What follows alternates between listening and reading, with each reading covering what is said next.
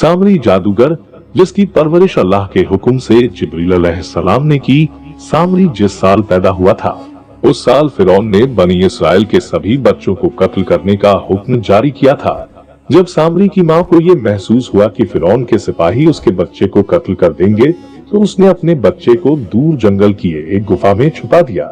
इधर अल्लाह ने अपने फरिश्ते जिब्रील अलैहिस्सलाम को इस बच्चे की हिफाजत और परवरिश के काम पर लगा दिया। लिहाजा हजरत जिब्रील अलैहिस्सलाम उस गुफा में आते और उस बच्चे को अपनी उंगली चटा देते जिससे दूध और शहद जारी हो जाता। इस तरह हजरत जिब्रील अलैहिस्सलाम ने अल्लाह के हुक्म से उसको अपनी उंगली से दूध पिलाकर पाला और उसी गुफा में वो पल कर बड़ा हो गया। रिवायतों के मुताबिक सामरी का असल नाम मूसा इब्ने जफर था और मूसा अलैहिस्सलाम का नाम भी मूसा था।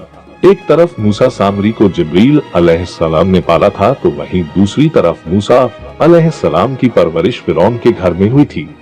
मगर अल्लाह की कुदरत ये हुई कि फिरौन के घर पर परवरिश पाने वाले मूसा अलैहिस्सलाम अल्लाह के रसूल हुए, जबकि जिब्रील अलैहिस्सलाम के हाथों परवरिश पाने वाला मूसा सामरी काफिर बन गया। दरअसल जब अल्लाह ने बनी इसराइल को फिरौन के जुल्मों सितम से निजात दिलाई और फिरौन उसके लश्कर समेत दरियाए नील में गर्क कर दिया तो ये कौम मूसा अलैहिस्सलाम के साथ वादी सीना में हिजरत कर गई। वहाँ अल्लाह ने मूसा अलैहिस्सलाम से वादा किया कि उन्हें मुकद्दस किताब तौरात अता की जाएगी जो बनी इसराइल के लिए हिदायत होगी। हजरत मूसा अलैहिस्सलाम को अल्लाह का हुक्म मिला कि वो 30 रातों के लिए कोहे तूर पर कैंप करें। लिहाजा हजरत मूसा अलैहिस्सलाम ने अपने भाई हारून अलैहिस्सलाम को अपना खलीफा मुकर्रर किया और बनी इसराइल को अपने भाई के हवाले करके कोहे तूर पर चले गए, जहाँ पर आप 1 महीने तक अल्लाह की इबादत करते रहे। इधर शैतान को बनी इसराइल को बहकाने का एक सुनहरा मौका मिल गया। लिहाजा सामरी ने बनी इसराइल को भटकाने का इरादा किया। जब मूसा अलैहिस्सलाम को कोहे तूर से आने में देरी हुई तो सामरी ने बनी इसराइल में यह अफवाह फैला दी कि मूसा अलैहिस्सलाम की मौत हो गई है। उसने बनी इसराइल से कहा कि तुम लोग अपने सोने चांदी के जेवरात मेरे पास रख दो ताकि आगे के सफर में कहीं ये कीमती सामान खो ना जाए। बनी इसराइल सामरी को इज्जत और एहतराम की नजर से देखते थे, लिहाजा बनी इसराइल ने तमाम सोना चांदी उसे दे दिया। उसने आग की एक भट्टी जलाई और तमाम सोना चांदी को उस भट्टी में डाल दिया। देखते ही देखते तमाम सोना चांदी पिघलने लगा। सामरी ने उस पिघले हुए सोने चांदी से एक गाय का बछड़ा तैयार किया। सामरी के पास उस जगह की मिट्टी थी जहाँ पर जिब्रील अलैहिस्सलाम के घोड़े ने पैर रखा था। जैसे ही उसने वो मिट्टी उस बेजान बछड़े में डाली तो वो गाय की तरह आवाज निकालने लगा। सामरी ने बनी इसराइल से कहा कि मूसा तो अपने खुदा की तलाश में कोहे तूर पर गए हैं, जबकि हमारा खुदा हमारे पास तशरीफ ले आया है। उसने बछड़े की तरफ इशारा करके कहा कि यही हमारा खुदा है।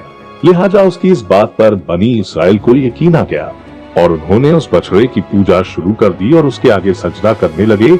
मूसा अलैहिस्सलाम को मुसलसल 40 दिन की इबादत के बाद अल्लाह का कलाम मिला। जब आप कोहे तूर से वापस आए तो अपनी कौम का माहौल बिल्कुल बदला हुआ पाया। पूरी कौम कुफ्र और शिर्क में मुब्तला हो चुकी थी और लोग एक बछड़े की पूजा में मशरूफ थे। ये देखकर हजरत मूसा अलैहिस्सलाम को बहुत गुस्सा आया। आपने अपने भाई हारून से कहा कि मैंने तुम्हें कौम की जिम्मेदारी दी थी, फिर ये कौम शिर्क में कैसे मुब्तला हो गई? लोग इस बछड़े की पूजा क्यों कर रहे हैं? हजरत हारून अलैहिस्सलाम ने कहा कि मैंने इस कौम को समझाने की बहुत कोशिश की, लेकिन इस कौम ने मेरी बात न मानी और मुझे जान से मारने की धमकी भी दी, लेकिन मैं इन जालिम लोगों में शामिल नहीं हूँ। लिहाजा मूसा अलैहिस्सलाम का गुस्सा जब कुछ कम हुआ तो आपने अल्लाह से अपने भाई की बख्शिश की दुआ फरमाई। बनी इसराइल ने जब हजरत मूसा अलैहिस्सलाम को देखा तो वे बहुत शर्मिंदा हुए। जब मूसा अलैहिस्सलाम ने सामरी से पूछा कि तूने ऐसा क्यों किया, तो सामरी ने कहा मेरे नफ्स ने मुझे इस काम के लिए मजबूर किया था। हजरत मूसा अलैहिस्सलाम ने उस बछड़े को जलाकर राख कर दिया और उसके टुकड़े टुकड़े करके दरिया में बहा दिया। रिवायतों में आता है कि मूसा अलैहिस्सलाम को ये हुक्म नाजिल हुआ था कि वो बनी इसराइल के 80 लोगों को लेकर कोहे तूर पर आए और ये सब लोग अपने गुनाहों की माफी मांगे। चुनांचे मूसा अलैहिस्सलाम ने बनी इसराइल के अच्छे और समझदार 80 लोगों को साथ लिया और कोहे तूर पर तशरीफ ले गए। वहां जाकर बनी इसराइल ने मूसा अलैहिस्सलाम से कहा कि हम जब तक ईमान न लाएंगे जब तक खुदा को ना देख ले। ये लोग जिद पर अड़ गए। हजरत मूसा अलैहिस्सलाम ने उन्हें बहुत समझाया लेकिन वे लोग ना माने।